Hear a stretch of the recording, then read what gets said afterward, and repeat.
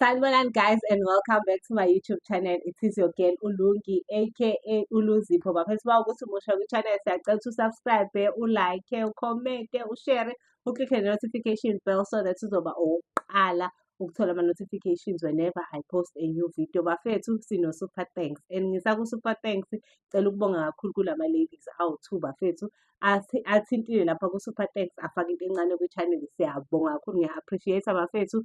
Cela uNkulunkulu anandisele kwande kungapheli kulokhu kuqhubekile kuba kuningi. Le message ibheke kuNomalungelo Nzama bafethu ohambile wasi-edela lapha ku-super thanks nakuMandisa Dube. uNkulunkulu anibusise ningaphezi nokusiza nabanye nangelinye ilanga. We really appreciate you guys. Nawe uma kuthi lapha ekhaya uyathanda nawe ukusiphohlo kwi-channel, you are welcome. Uzoya ku-super thanks uzobe usubona ama-option ukuthi wena yiphi i-option ehambelana nawe. Siya-appreciate kakhulu bafethu usizo lwenu kakhulu. Nisazobona iy'thelo zalama-donations enilokhu niwenza kancane. uNkulunkulu nje aqhubeke njalo aniblesse. Guys, ningakhohlwa asawaskip ama-adverts. Okunye futhi-ke ngoba bengishilo ukuthi u-super thanks ukhona. Ni-comment guys, ni-engage. I might not answer manje but uma ngithola isikhathi ngizama wonke amandla ukuthi ngi-engage nani. So ama-comments eniwashiyayo ngiyawabona and ngizowaphendula each and every one of you. Ngizogcina ngiphenduleni kancane kuyoze kube. Guys, without wasting your time, another day, another story. Angazi kumayelana nani but sengilokhu ngithola nje iy'tori ezingibabazisayo kwayimina-ke imixoxwazo-ke kuley'nsuku. So keep them coming bafethu. Bafuna ukusendela isitori ungakhohlwa sikhona ku-TikTok. Uyakwazi ukuthi uyo-inbox ku-TikTok, then I give you my number. Mase uyakwazi ukuthi ungisendele isitori directly on my WhatsApp. Again, without wasting your time, another day, another story. Isitori sesanamhlanje simayelana nentombazane nomfana. Angazi ukuthi ngathi uba main character phakathi kwabo babili. So le ntombazane le kuthiwa yayifunda nje e-high school yabo. Ingane isiy'phathe kahle. Kubona uma ngabe uy'phathe kahle isikhathi eside. Kuthiwa ingane iphethe kahle, inhle ingane. Miyinhle ingane ubaba wayo uyinyanga. Ubaba wey'nyanga-ke yabo uyawokha, bahlala emakhaya uyawokha moya esikoleni yabo. Ithi-ke ingane-ke kuthiwa-ke ingane akukhulumi yona isitori lesi engisisendelile. Kuthiwa ingane-ke ebuhleni bayo iyahamba njalo Nkosi yami inqamula yodwa la kukude ekhaya nasesikoleni and kuney'ndawo ezingamahlathi yabo.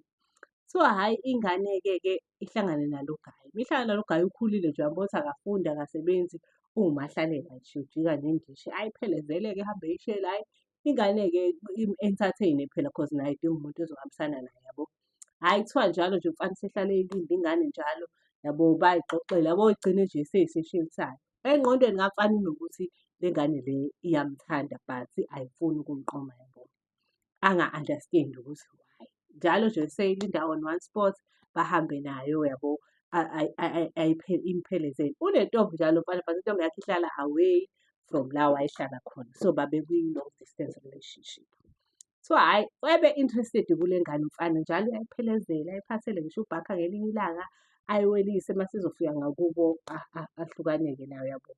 But ayimniki inamba, ayimnqomi futhi intombazane. Hhayi kuthi ngelinye ilanga nje ethi ufuna ukuyi-surprise-a uzoyihlangabeza nasesikoleni. Hawu methi uthi uyaqhamuka uzoyihlangabeza. Hawu ayibone naye ehamba nomfana, vele ehambele kude yabo. Babone behamba nomfana enyanyile umfana yabo. Umuntu uma ngabe esekhethile but ningathandani still, kodwa nje yena nje useyakumajini ukuthi wena umuntu wakhe. Engqondweni yakhe nje usekutshela ukuthi wena umuntu wakhe. Ayibone hawu nayo intombazane ihamba nomfana. Shuthi vele ibihlezi ihamba nalo mfana ingabe bayathandana ingabuzana nobody knows. Kuthiwa-ke babehamba kushuthi behlezi behamba mase behlukana intombazane iyazi bezofika ihlangana nalo ayiphelezele naye yabo, behlukane la bahlukana khona. Ayi anyanye lo mfana ukuthi le ngane le imenza isilima yabo.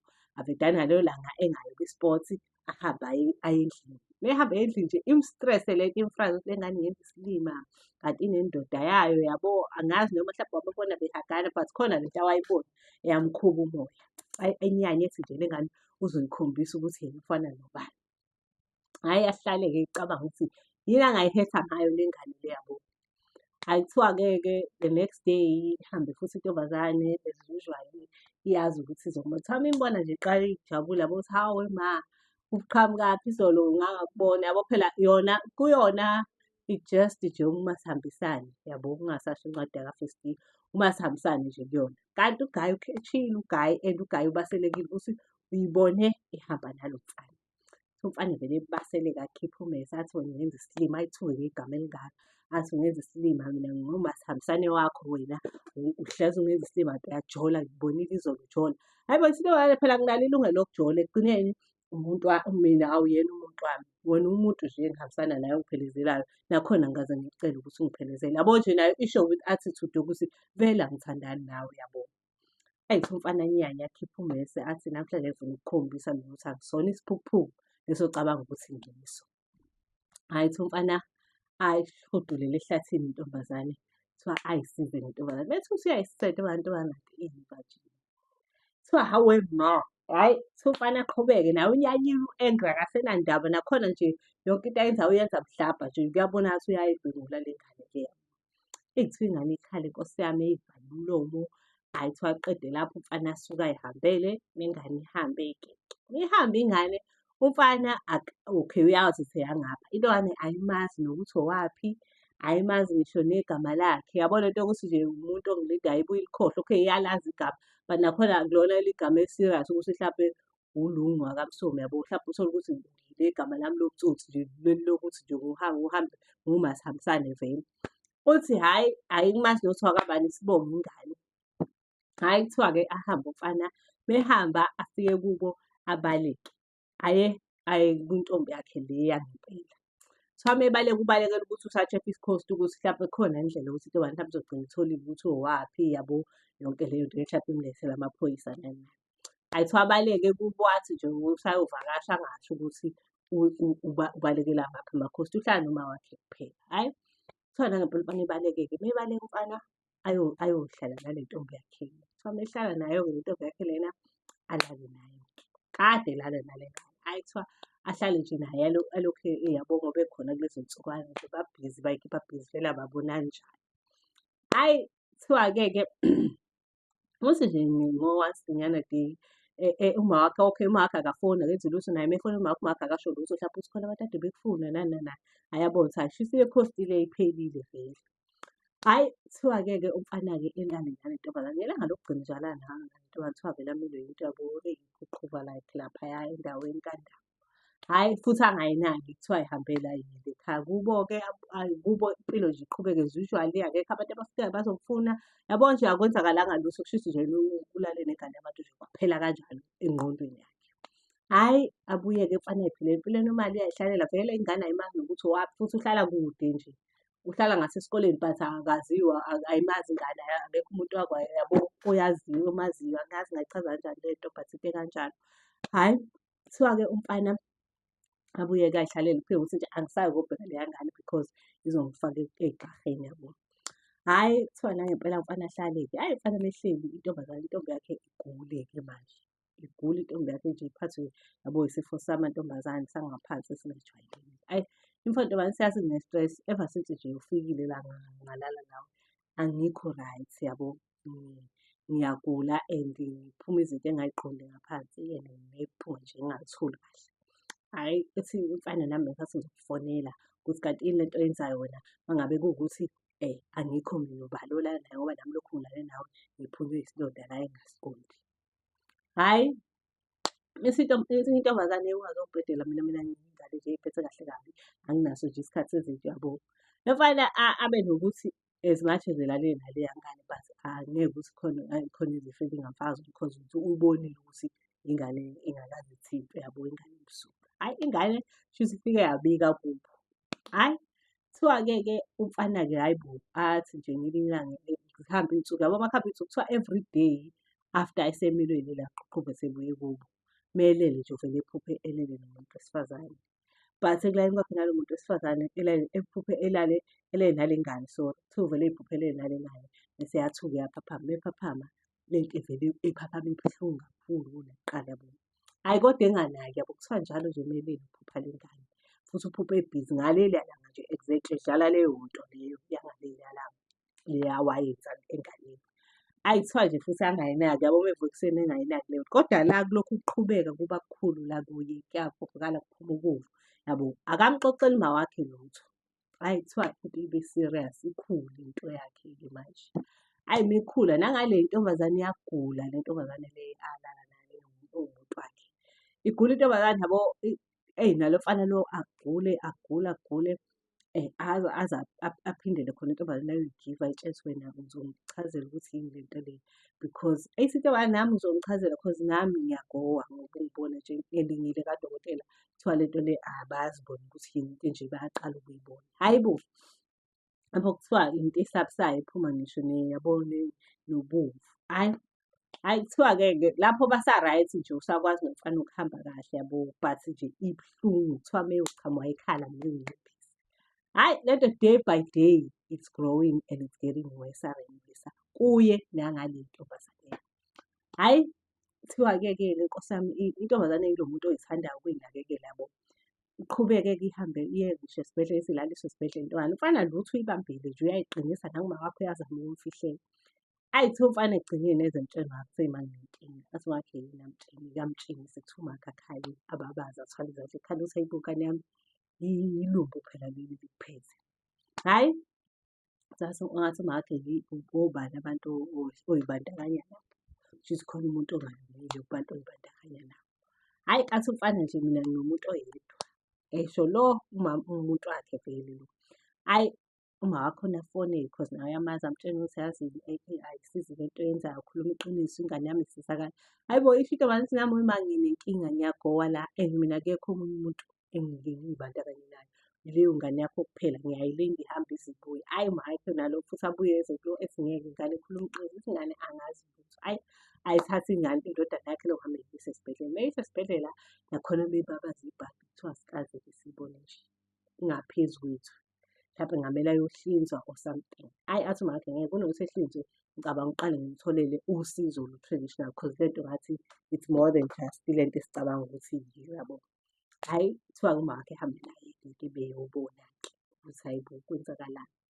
Kuthiwa ngala intombazane nayo igulela ukufa-ke manje ifikile esibhedlela ihlala into engayaziyo yaphi ngoba ayisizwa ngalutho inikwa amaphilisi ey'nhlungu kuphela ngoba isifo sayo akwaziyo ukuthi yini yabo.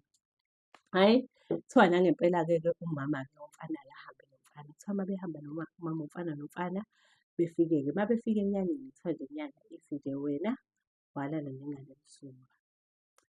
And leyo ngane emsulwa abantu bakubo ubabwayo inyanga and kuyinyanga ewukhukhuvula. So uyena yedwa umuntu oyokwazi ukuthi akusindise and into ebuhlungu uphinde wafakela nengane yabantu yona lento. Kahle kahle kwakumele uma uqeda ukulala naleya ngane ungaphinde ulale namuntu ngoba ubabwayo wacupha ingane yakhe. Angazi kanjani nami-ke angizazi izinto lezi ezenziwayo kodwa kuthiwa wayifika ingane yakhe nje ngenkathi ethola ukuthi yenziwe kanje wavele wasebenza ingane yakhe. Ungabe wathatha izinto cause phela angazi angifuni nanokuyicabanga ukuthi wenza kanjani. Hhayi kuthiwa umfana-ke athi ingane emsulwa angasho lo baba ukuthi wadlwengula ingane akasho ukuthi walala nengane. Ebuze umakhe ingane emsulwa oke walala nayo athi vele umfana ngaze ngilale nengane emsulwa mina le nyanga ingangihlangile. Kodwa at the back of his mind sekuyabuya ukuthi yazi ku-possible ukuthi leya ngane. Hhayi kuthiwa-ke umfana-ke abuyele ekhaya. Hhayi bo kuthiwa lento iyakhukhumala-ke manje ngale ndlela ukuthi isigcwele ibhulokwe akasakwazi nokwenza kuthiwa ukhala ngisho enzani. Ngisho ethinta yabo uma egqoke i-under iyanamathela, uma egqoke i-track iyanamathela akasakwazi ngisho nokwenzani yezwa. Uphila ngokukhala nje kancane kancane useyakhala anikwe amaphilisi la kubo umawakhe sekwaphela amaphilisi ey'nhlungu emnika. Eze emtshele umakhe ethi ngoba ngiyazi ukuthi uyazi ukuthi ulale nayiphi ingane. Indaba ungavedane ukhulume sihambeni siye kulowo baba lowo hlampe uyokukhokhisa inkomo yokuthi uthathe ubusula bengane yakhe but ngeke uzuze ufe manje. Sungaze ufe ngikubuka. Hhayi athi nje umfana no mina kulowo baba. Hhayi athi uma wakhona ngitshene ukuthi yakabani ingane ngizoya mina. Kuthiwa nje athi umfana no angazi akakho ngane angazange ngane ngaze kuthiwa hhayi bo into ikhule everyday ikhula day by day. Eyi kuthiwa umfana naye eyibona ukuthi hhayi uyaphuma phela umphefumulo manje uzosishona. Hhayi kuthiwa umfana amtshele umawakhe athi nayi intombi yakhe awalala nayo eyakabani asho cause yena wayeyazi intombazane ukuthi ubani yakabani ifunda kuphi. Hhayi kuthiwa umawakhe ahambe-ke Nkosi yami ayobheka le ntombazane esikoleni ngasho ukuthi ucela ubani wakabani. Hhayi kuthiwa uma ifika ingane-ke bese eyayichazela umama ukuthi hhayi mina uma kaSibandane kuthiwa into ayikhala ingane kuthiwa akhalazi aba nesiloko sayo. Hhayi kuthiwa uma ikhala ithi nje ngicela nifonele ubaba ingane. Kuthiwa efonele ubaba wayo. Uma efonela ubaba wayo, kuthiwa-ke afike ubaba wayo eseshubile. Afike ethi, yebo, kwenzakalani ngengane yami ngoba kuthiwa iyakhala. Hhayi, mese eyasho lo mama ethi, hhayi ingane yakho yayithandana nomfana wami. Kuthiwa ethi nje ithi ingane lokho-ke okungikhalisayo baba ukuthi kuthiwa mina ngangithandana. Mina lo mfana wangenzakalisa. Kuthiwa lo mama engakholwa. Athi nje ngeke yami ingane. Ningayipenda ngakho konke wena nje vuma ukuthi uyamsaba ubaba wakho ukuthi wawusayitshitshi wadela ubutshitshi bakho ngomfana wami manje usuyasaba. Hhayi ukuthi umfana wami. Kuthiwa aphike umama ame ngentaba. Kuthiwa athi lo baba kushuthi ingane yakho-ke iyodla ife injeya ngoba futhi nawe uyeyisa ukuhlaza. Kushuthi uwena othumela ingane ukuthi izomosha ingane yakho. Kuthiwa umama aphike begcine sebegivana nalo baba yabo. Kuthiwa hhayi umama ayiphikele nje indodana yakhe athi nje ibingekho. Kukho konke-ke ayengakwenza kodwa yayingeke ize idlwengule ingane. Hhayi, ahambe-ke befokhane umama ehambele ingane iyakhala kakhulu-ke manje cause isiyazi nokuthi ngisho noma walo mfana unengqondo enjena yokuthi ucabanga ukuthi le ngane izama ukufihla ukuthi ayiyona intombi, ayiseyona intombi kubaba wayo. Hhayi, ahambe-ke umama abuyele. Uma ebuyela abuye-ke ekutshela umfana ukuthi angisacasukile, angisalwile ngapha. Umama wale ngane ngampela uyinyanga ucuphile, wakucuphela ukuthi wena wathatha ubuntombi bengane yakhe. Of which ingane isiqamba amanga isithi wena anivumelananga. Usithi wena anivumelananga wena wayidlwengula ingane. Hhayi, athi umfana vele ethilaze nje umfana umama wakhe ebesho ukuthi makho wayenzani leyo nto? Athilaze nje umfana akafuni ukuphika, akafuni ukuvuma. Naye phela ufuna ukusinda manje. Hhayi, athi amtshela athi hhayi makwenzeka, hhayi ukuthi ngayidlwengula but yayingathandi. Yabo seyasijika nayo isitori, yayingathandi. Nanithandana na? Cha, sasingathandani. Pho, hhayi umfana akasakwazi ukuchaza useyalentuza. Amtshela wakhe athi kushuthi-ke kumele-ke kubonakale-ke ngizame indlela yokuphindela kuloya muzi ngiyogqilisa. Ngoba sengize ngabenza abantu ababi. Nobaba wakhona kwayena as much as ingane yakhe ebesayifayithela but usenakho lokho kudawutha ukuthi mhlampeni ngoba uthi wena nanithandana cause nawe akaze ahlangane nawe yabo. Akhulume nawe to find out ngesayidi lakho le story. Hhayi, wathi nje umfana hhayi ngeke ma ungaphindeli kulungile uma kumele ngife ngale nto ngiyofa ngayo, yabo. Hhayi, umama ephatheke kabi ukuthi hawe ma ingane yami yaze yangihlaza, yaze yangibukanisa nabantu. Hhayi, kuthiwa umama-ke Nkosi yami ehambe, Nkosi yami ayocela ucingo lwababa esikoleni cause vele nothisha base beyazi indaba. Kuthiwa ucela nje ufuna ukufona akhulume nalo baba cause ingane yakhe iyashona yabo nje. Hhayi, bamnike-ke othisha ucingo-ke afone-ke. Uma efona efonele lo baba athi nje lo baba umfana wakho ngifuna ukumsiza amtshene eze ekhaya. Hhayi, kuthiwa nangempela-ke umama Nkosi yami ayithathe ingane yakhe-ke ayilethe kubo kalowa baba enyangeni leyo. Kuthiwa nje wafika nje iveni yamaphoyisa isimlindile umfana nayo lento yakhe engaka ehusha phansi. Kuthiwa hhayi amaphoyisa-ke wamtshela lo baba wathi uma ufuna ngikusize ngifuna ukhulume lonke iqiniso njengoba linjalo. Kuthiwa umfana wayikhulumela iqiniso njengoba linjalo. Kuthiwa wathi ubaba nakho-ke nizwele maphoyisa, wabanjwa umfana wayofakwa nje ejele. Uma efakwa ejele-ke kwalentuza kwathiwa-ke hhayi ngoba phela ulimele, umuntu olimele ejele akaboshwa nje. Waboshelwe lona-ke ile nto yokuthi uzoboshelwa esibhedlela yabo. Ubuselentuzeni. Hhayi, kwasho ukuthi impela hhayi into yalo baba inamandla. Wahluleka-ke uku-survive-a umfana wagcina eshonile kanjalo-ke esibhedlela-ke. Kuthiwa nje koda nje kwakubukwa yena. Kuthiwa wayehlala kwi-single ward ngoba wayekwi-isolation ngoba nje kwakungeke uhlale la ahleli khona kuthiwa lento yayimnukayo. Kuthiwa wayephuma ubomvu obunukayo bafethu. Kuthiwa hhayi kwagcina umfana-ke kumanele-ke guys washona kanjalo-ke. Siphela lapho-ke isitori sethu sanamhlanje. I hope you guys learned something from le story lesi and ngiyabonga kakhulu ukuthi seniya-understand ukuthi le channel is more about ama-stories afundisayo, yabo. At the end of the day ngiyathemba ukuthi on each and every story esisixoxayo khona isifundo enisitholayo bafethu. Niqhubeke njalo-ke nisisendele ama-stories enu, ningadinwa, ningakhohlwa siya-subscribe-a, siya-like-a, siya-share-a. Ukhomente futhi ukuthi ucabangani ngesitori sethu sanamhlanje and also ukhomente nje about the channel. If you feel engathi khona into ekumele sizame ukuyishintsha hlampe, feel free, khuluma noma yini, this is your channel. more than kwi-channel yami ngifuna ngazi ukuthi i-channel yethu because inini abantu eniphithiza kakhulu kuyona, niyangena niyaphuma niya-like-a niya-subscribe-a niyakhomenta niphinde nicithe no-notification guys, ningakhohlwa phela because khona nizokwazi ukuthi niba bokuqala ukuze nithole ama-notification. Ngiyabonga kakhulu for listening. Love you guys.